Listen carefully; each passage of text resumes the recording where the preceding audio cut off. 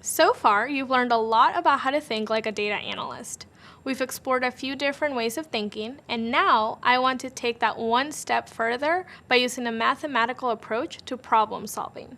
Mathematical thinking is a powerful skill you can use to help you solve problems and see new solutions. So let's take some time to talk about what mathematical thinking is and how you can start using it. Using a mathematical approach doesn't mean you have to suddenly become a math whiz. It means looking at a problem and logically breaking it down step by step so you can see the relationship of patterns in your data and use that to analyze your problem. This kind of thinking can also help you figure out the best tools for analysis because it lets you see the different aspects of a problem and choose the best logical approach. There's a lot of factors to consider when choosing the most helpful tool for your analysis. One way you could decide which tool to use is by the size of your data set.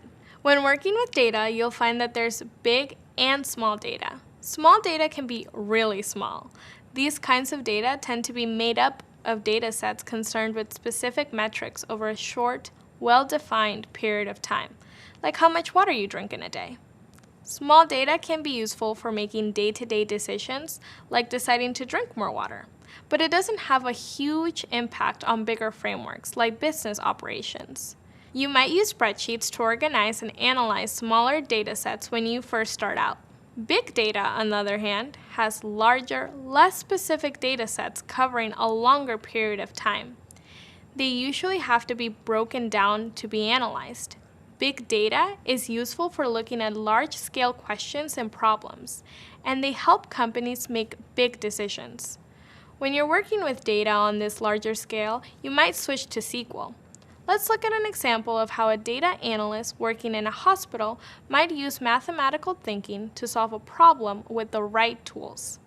The hospital might find that they are having a problem with over or underuse of their beds. Based on that, the hospital could make bed optimization a goal. They want to make sure that beds are available to patients who need them, but not waste hospital resources like space or money on maintaining empty beds. Using mathematical thinking, you can break this problem down into a step-by-step process to help you find patterns in their data.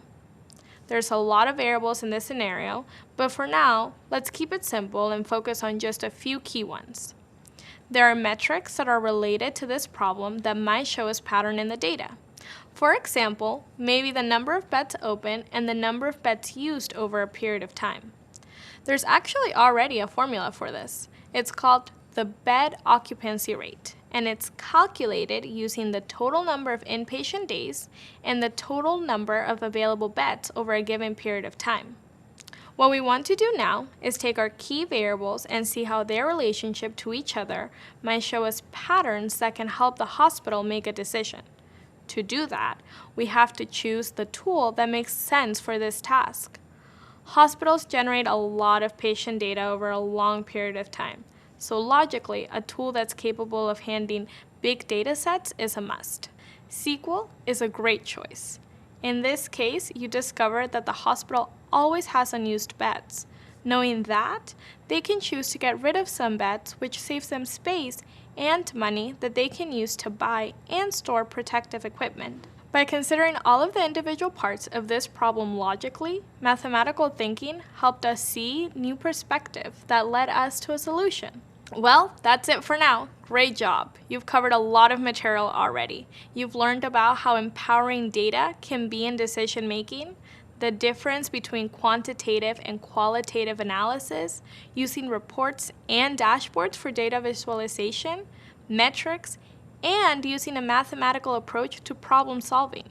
Coming up next, we'll be tackling spreadsheet basics. You'll get to put what you've learned into action and learn a new tool to help you along the data analysis process. See you soon.